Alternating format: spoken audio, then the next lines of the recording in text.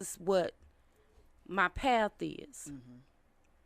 However, I truly want to line up with God what with whatever it is, because I know that when you do that, everything else in your life lines up. Right. Lines up. You know, whether Mm-hmm. it's financially, spiritually, mentally, whatever it is, when you get on that path and you truly understand the path, everything else lines up.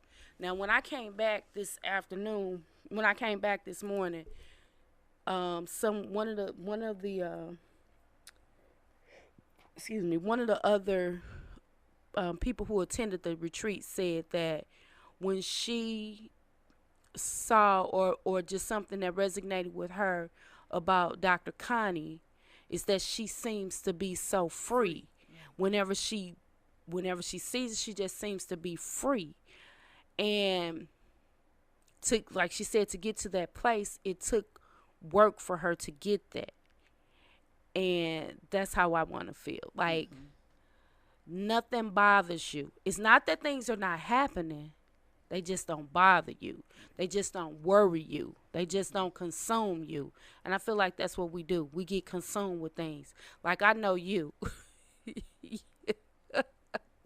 You take on everything. You gonna fuss about it, but you gonna get it done. Yes. You know, and I just feel like that's what we do. We take on everybody else's situation, and we're not supposed to. Because one other thing that was said to me, and it was a totally different, one other thing that was said to me is that, which resonated with me in every aspect, in every person, it is not my job to try to fix your situation. Right. That's between you and God. Now, how if I get a feeling or the Spirit leads me to help you, I guess I should pray about it before I just go doing Right. it, Because because even here in sometimes the we earth do realm, things. though, Nicole, a therapist or psychiatrist, they will let you know that 85% of your stress don't even belong to you. It's Hmm. stress that you went and picked up from somebody else. So it could be your kids, your mate, uh, a co-worker, your boss, someone bringing their stress to you, and like you just said, you want to fix it. So you taking it on. Uh, Once you realize you can't fix people, it's not our job to fix people. Uh, our job more so really is to lead people to God, and then once we Hmm. lead them to God, then let Him fix it Yeah. because we can't. Yeah, but yeah, but I truly believe while I am here on earth, I believe all of us we're here on assignment. I often speak with one of my sons, and I tell him I know earth is not my address. I don't Hmm. live here. No, I'm visiting and passing through. You Hmm. know, and one day I long to go back, go home. You know, because I understand I was a spiritual being before I became Oh, for a sure. human flesh. So I long to go home. So just to do anything I could do to please God while I'm in the earth realm that He sent me here on assignment for, I realized even that with my children, they belong to God first, and He gave them to me on an assignment to birth them, to train them, to raise them, to teach them, so they could be able to go, out into the earth and do their own thing. And some things coming up. Being a young mother, I fell short. Hmm. I fell Yeah. short from just not knowing, and the lack of knowledge.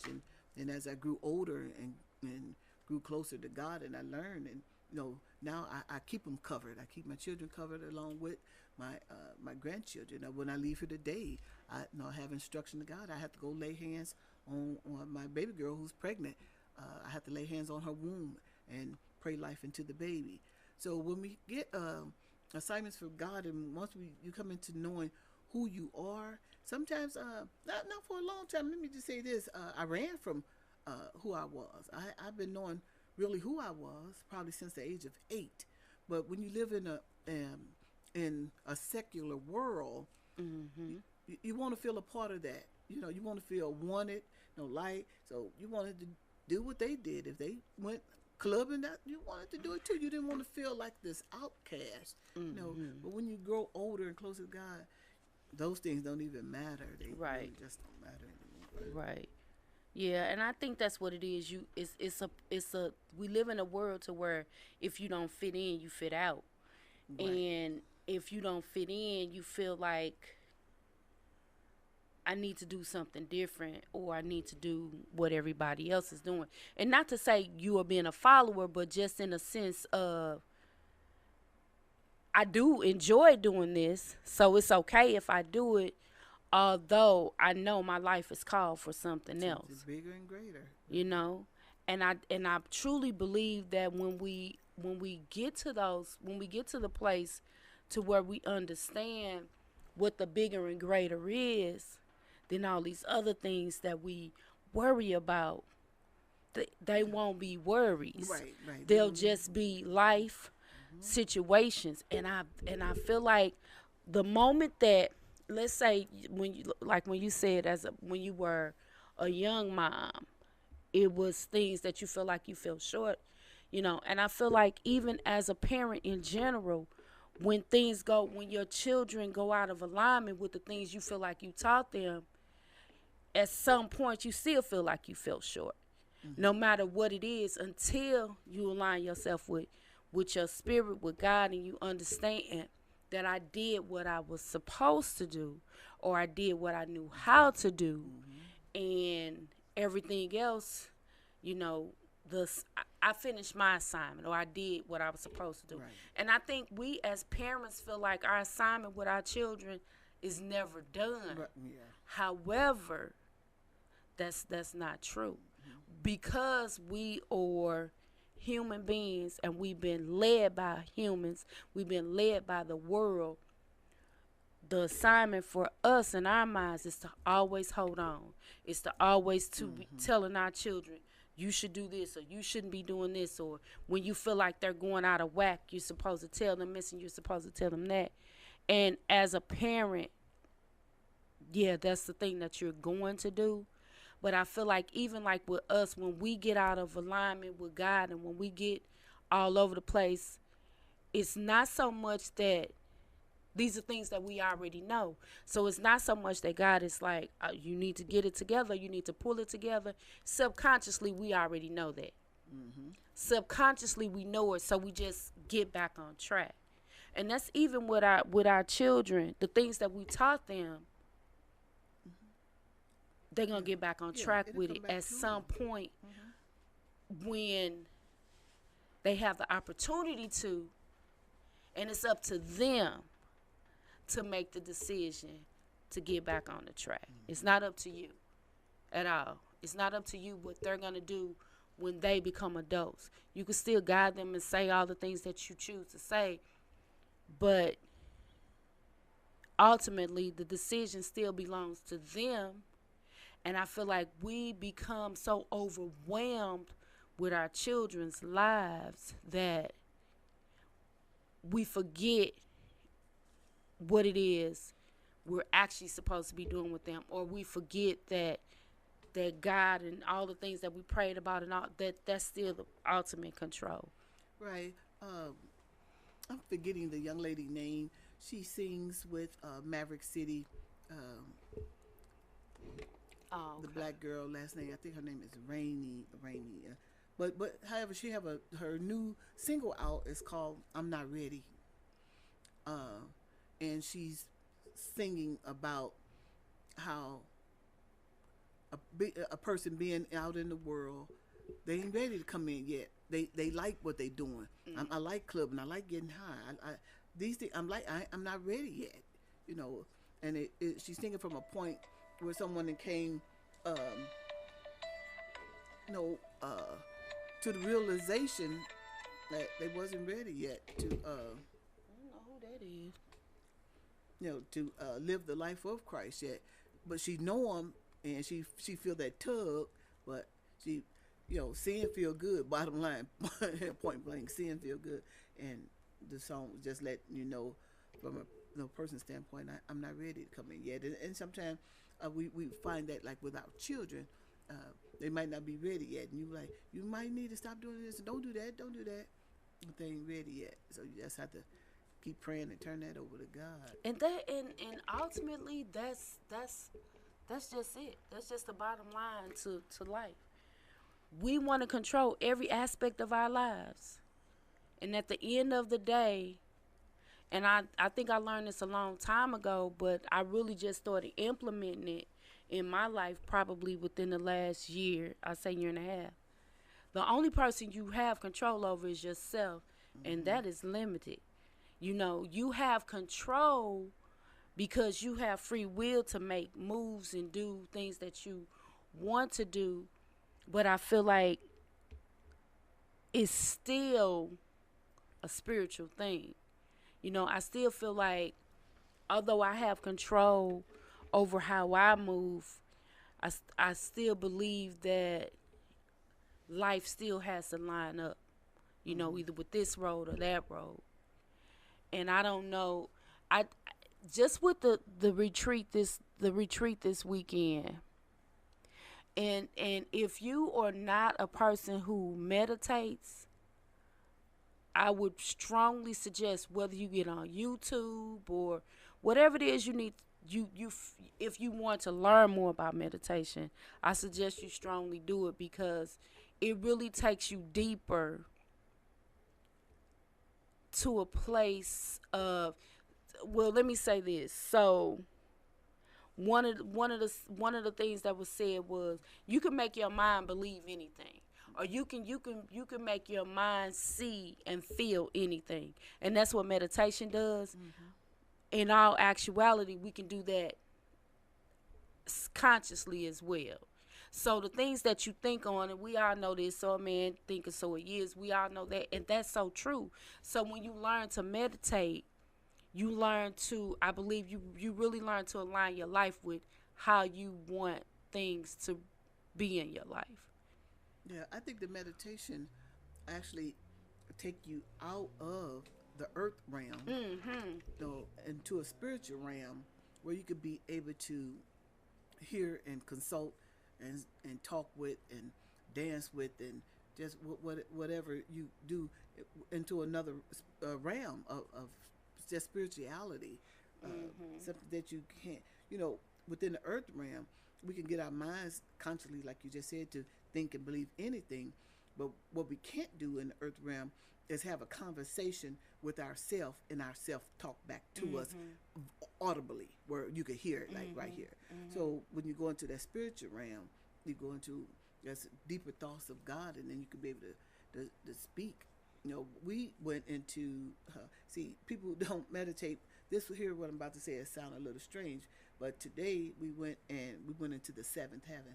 Mm-hmm. Um, most people just know of one heaven. There actually is literally three that you can learn of. When you look into the sky, just look up. That's a heaven. When you go into the cosmos, that the universe that you can see, the planets, Jupiter, stars, is another heaven, and then the heaven which we know God to reign. But that might sound a little foreign to people. They're like, I've never heard of it was three heavens. People don't know we have five layers to our souls. Mm-hmm. It's just a lot that you don't know if you don't study. So I'm just saying it's wise to study. And Coin Institute is just one of the places that is very good to begin to start to learn. Because learning from, I know when I decided to, I had a business uh, man to speak with me. I was working with him on some business, and he was like, "Did you ever think to go to college and get your degree?" And I said, "Well, I never did, for the simple reason I have always had good paying jobs." So I didn't have to like go to colleges. God fortunately put me in Mm-hmm. big jobs where I made the probably money I would have made if I had a degree. So I said if I wanted to go back to college, the only thing I would go to college for is to learn of God. And I said I would like to learn it from a Hebrew standpoint because that's where he written the Bibles when he was speaking to Moses. And one day, that's what I did, and I was laughing when I said I'll be 50 years old before I get a degree. And he was like, "That's okay because if you're gonna be 50 years old anyway, you might as well be 50 with a degree." So I Exactly. went back to school and I almost started from scratch, learning the Bible. I learned the alphabets in Hebrew. I learned how to speak it, learned how to read it, because I wanted to read that Bible as it was originally written before it was translated over into the different translations of Greek and English and things like that. But just and my point I'm just making with that, You making uh, me dizzy. go Can you back to be still? go back to school and learn. Just have an open mind. Yeah, yeah. And I think, and just from listening to you all and hearing you all, it's not about you. You don't necessarily. I think from just listening to a few of you all talk, you went for one reason. And Mm-hmm. then people ended up staying Stay for for a whole another. nother Yeah. reason, because they may have gone for the Hebrew learning part of it and then expanded and ended up getting a degree in seminary, or Mm-hmm. so I think that's the thing. When God calls you to something, you really don't know. You really don't Right. have the full idea of why you've been called to a situation. You just figure, well, I'll go for this reason, and it Mm-hmm. ended up being for a whole nother reason. So, um, And also, let me just let them know this, Nicole, because everybody who comes to a Cohen Institute, if you're not like really in the market, let's just say, as to get a degree, you could be able to do what we call audits. You could go there just to learn the subject, so no college credits, anything of that nature, just to learn. So you don't have to worry about more so doing term papers like I had to do it, no writing thesis. So you can just go to learn the knowledge. So that's good as well. That's less pressure on people if you want to learn. so it's really almost like a study group. Mm-hmm. You can just All of us go. still learn the same thing, but we have to do homework, the thesis. We have to get the syllabus, these, all the things like that. But when you just take an audit, you just learn from the same teacher in the same class setting, but you don't have to do all of it. Oh, that's awesome. Mm-hmm. Because a lot of times that's what it is, especially with older people or younger people. But older people, it's like, I don't Yeah, want to want have to go to back do to all this school and stuff, do all that. Exactly. Yeah. Oh, okay. Yeah. That's real good information right there. Mm-hmm. Because I think the thing about it is, if we don't, you never stop learning, and the moment that you stop learning about anything, the moment that you stop learning, what was the somebody said in the meeting at the retreat about when you know everything or you don't know everything, then you're still learning, or the more you realize you don't know. I forget what it was, but it was pretty much, if you don't know it, then you're still learning about it, or you can learn about it. I forget exactly how it was worded, but it just made so much sense. Like, now you may not know the answer to this question, but you can still learn the answer, or something like that. But I just feel like we said in the beginning, sometimes you just get stuck. You get stuck in what society says. You get stuck in what you've been taught. You get stuck in. There's so much more to the world. There's so much more to God than what traditionally Mm-hmm. you've been taught. There's Mm-hmm. so much more, and I feel like until when you can explore that and have an open mind about it, you either agree with it or you don't, and that it's just simple as that. You agree or you don't agree with it. And I think a lot of times, especially with Americans, they have the tendency of putting God, Jesus, the Bible, whatever, in this Western type of the life that we live over here in America. And it didn't originate here in America. The Jewish people ways wasn't our ways. The way God, taught things to Moses, and it didn't have anything to do with this American way of living. And a lot of times people try to take the Bible and read it literally, and you can't. It Yeah, wasn't written yeah. literally. No, it's four different writings, to the Bible. And I think, and that's how the majority of people were taught, literally. This is the Bible, this is the way you read it, this is what this means, exactly verbatim what it says. Until now, people are really starting to learn the Bible, and people are really starting to dissect it Right, and right. say, this is what this meant, and this is what this stands for. But like you said, we were taught verbatim. If the word said this in the Bible, this is exactly what It this meant. means. Right. They used to tell us, don't put nothing in, don't take nothing out. but I can't remember. I just how many numerous of times I have heard sermons when they speak about in Genesis how God and Adam they was walking in the cool of the day, and then the preacher he'll go in and he'll say, well, it must have been after 6 o'clock, before leave, because he said in the cool of the day. So but actually the word cool in Hebrew means ruah, and ruah means spirit. So Adam and God was walking in the spirit. It didn't have anything to do with the temperature of the day, whether it was evening or not. So it's just one of those things. A lot of times when people read about in Luke about Christmas, and they were like, oh, the three wise men, they was coming. It didn't never even have a number about how many wise men it was. When they said Adam bit from an apple, it never mentioned the apple. It was a fruit. But it's things that we taught, and we literally just hold on to that. And how many Christmas plays coming up in grade school? I remember when we had to do the Christmas play, we had three wise men on stage, bringing the incense, the myrrh, and they came with caravans. They didn't have it like the three men walked up with this in their hand.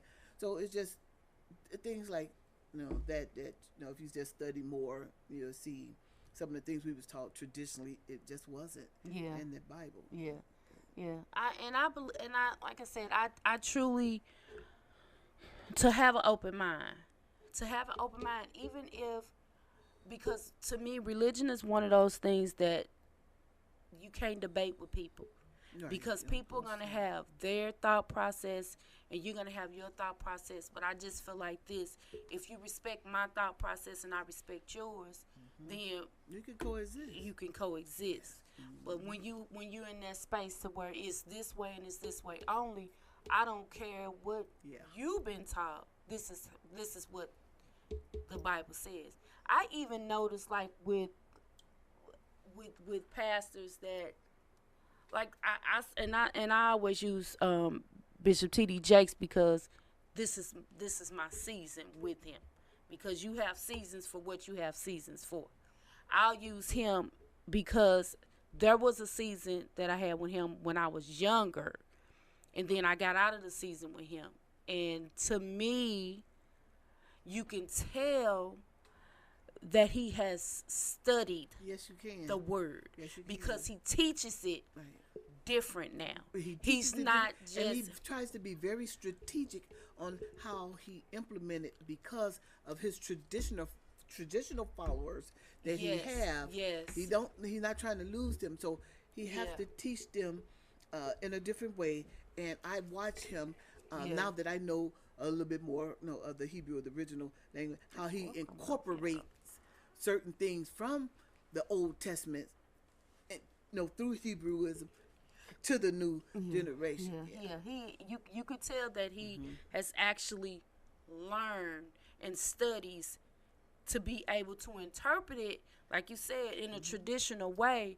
However, putting that spin on it, I don't even want to say a spin, but putting a reality on it that this didn't necessarily mean this right here. I'm not saying he's perfect in the word. I'm not saying that. But I'm saying that's the way that he teaches in this moment for me, it's like it's relatable and you can understand it, and it's not prehistoric to the point of it's this way and it's this way only. You know what I'm saying? It's enough to open you up. And the thing about it is, I don't care who's teaching it, you still have to be able to have your own understanding of it, and be able to study to have your own understanding of it, because just because somebody says something to you, it doesn't necessarily mean that it's true, and it doesn't mean that it's not true. It's really truly up to you to go and seek it out. To go and seek it out. To go and seek it out. A friend of mine who was also my professor, but also he has a church and I go to it. That's Pastor Michael Folks. So I watch him on Sunday as when he's teaching, still in the traditional setting of a church, how he incorporate the Hebrew words and he teach it to the congregation for they could be able to get a better understanding of the Bible as well. So that is very refreshing to see, because like you said, I noticed maybe a couple of years ago that T.D. Jakes had begun to do that. And you would have to be a person who is observant enough, or either somebody who's open enough to see Yeah, he's switching some things up, or he's Mm-hmm. not even so much he's switching some things up, but he's learning, Right. and he's learning how to. He's learning that the words are not necessarily the words. You Right. know, you Right. know what I'm He has saying? been enlightened, and I think he's Yeah, just say trying to that. find uh, a good way to enlighten others. Yeah. Without trying to offend them from the belief that they've been we've been stuck in so traditionally what we Yeah, learned yeah. as children. Like in the book of Malachi, the last thing that was written in the book of Malachi was even speaking on tithes, telling them to pay the tenth, therefore, before the New Testament ever even came along. uh, but Abraham was the first person who began to tithe. He tied to Mhm. Melchizedek. No, I always say his name wrong. Melchizedek. So he tithed it up. So tithing is not anything new. Abraham did it back, in God Moses' day. But people think it's just the last thing in Malachi, but it was way long before then. But then people also think, and I feel like this when it comes to tithing, when it comes to offering, when it comes to any of that. I feel like, and I know, and I'm gonna say in the black community, I don't, because we have these fly by night preachers back in the day, people, and I guess I shouldn't call them fly by night, because if they feel like they've been called by God to speak, and some I don't know, but I feel like the thought is I'm not getting ready to give my money to them. I don't, Yeah, it has because to they be on buy good new, soil. It they, have to. yeah, You have to invest yeah, in good yeah. soil. Yeah, you have to use your spirit of Yeah, you discernment definitely when do. it comes You down you to tithe. definitely You do. want to tithe where you're getting fed, and if you really is Mhm. learning from it and being fed from it, because you have your tithes that God is He command you to do, and then you have your offering where you could be able to make an offering to someone, and then you have the other one is called alms, Mhm. ALMS, and that's when you get do a good deed for someone. If you know somebody who about to get their lights cut off, you have money, they lights getting cut off for $80, you have 700, offer to pay the people lights, you know what I'm saying? God will Mhm. reward you. So those are your alms. But it, just everybody learn at a different pace when it comes down to the tithes offered and alms. Yeah, I think, again, like depending on each generation. I feel like, I believe now it's like, I don't know. I'm not gonna give my money to them because they already got money and they this and they that. I've always been a tither. From wherever I was getting my spirit fed, I've Mm-hmm. always tied it to that space, to that person, to that whatever it is. If I'm there for, like, for the past year and a half, for the past almost the past year, I've been on TD Jakes. Every Sunday I'm listening to. I may not. It's not about me agreeing with everything or every. It's about my spirit, at especially not even at this point, but always. So that's where I feel like my spirit is being fed. That's where I'm gonna pay my tithes to. That's who I'm gonna give an offering to. I don't care what kind of car TD Jakes drive. I don't care Right. what kind of shoe. I don't care about any of that, because it's about my relationship and how I feel. My spirit, like you say, that spirit of discernment says this is what you should be doing, and this is what I'm gonna do. Mm-hmm. I don't. It's like I've said to my children, you have got to feed your spirit on the same playing field that you have every day with this world that's throwing stuff at you left and right. The news, the reality, the Facebook, the social media, all of those things that are being thrown to you. You have to balance your spirit out, because if you do not, all of these other things are what's going to control your mindset. You have to be able to have a place, whether it's a YouTube, a song, or whatever it is, that you have to be able to calm your spirit and allow your spirit to have discernment about what's going on over here and what's taking Mm-hmm. place at this point, in your life. So that whole, I'm not gonna pay tithes to him because this, that, and the third. First and foremost, TDJ's got a whole lot of other stuff going on other than Right. coming Yeah. to And church. that would literally be between him and God what he That did and with that's the money. always it. If he That's didn't, always it. if he didn't use it toward the kingdom, that's on him. That's He did it. what he was That's required to do. and Yeah, that's my thing. Stop worrying about what somebody else has going on. If your spirit tells you to move this way, and you know it's your spirit, you move that way, and let God deal with the rest of it. You know, and I feel like we worry too much, and that's just in life in general. We worry too much about what somebody's gonna say, what somebody else is doing, what it's gonna look like to somebody else if I don't do things the way they're doing Yeah. it. You know, we spend True. too much time worrying in that way that we don't I feel like we don't really we're going through life. We're just Yeah, you know, just existing. that's Just exactly right. existing. We're just Not existing. living, just We're not existing. living. We're not living, and that is the reason why this meditation retreat it resonated with me so very well, because for one, it was stated you need to live. You need to start living. Not you need to live. You need to start living, because that said to me, you're not. And it's a reality, because I am literally going through the motions of life. You got to get up, you got to go to work, you Right. got to take care of your family, you have to make sure this is done, and if this don't happen, that's And exactly you how catch it is. yourself saying, "Ooh, today Thursday? You didn't miss Monday through Exactly, Thursday and went by." Yeah, exactly, like, because you're just going through the motions going of through the life, motion. because that's what we have been trained to do. We've been trained to go through the motions, and I am ready to be trained to retrain my thought process on how it is I desire to live, and how it is I know God desires for me, and all those other things. And I know I say it over because I know that's what that's what God put in me. But I say it over and over and over again because it's the truth.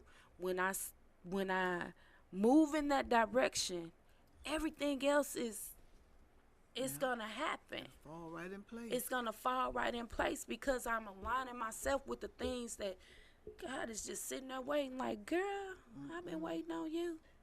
You just keep on doing everything other than what it is, and whether that what it is just sitting and having And a a lot of deeper. people, when you was talking about how we just move, we just keep moving, and time will get away from us.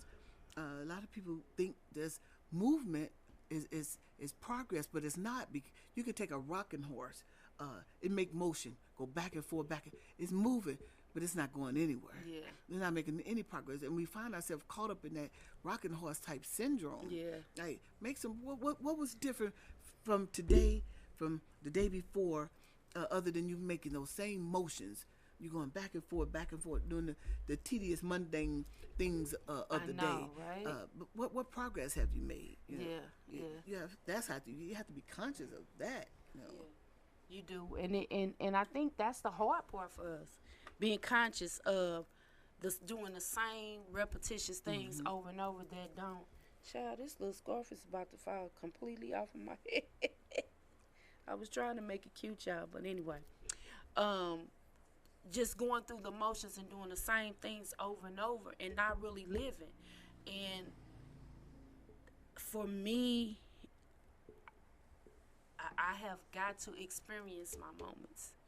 Not just live in them, but experience them. Because I'm living in my moments every day, but I don't experience them. It's like, this is what I have to do.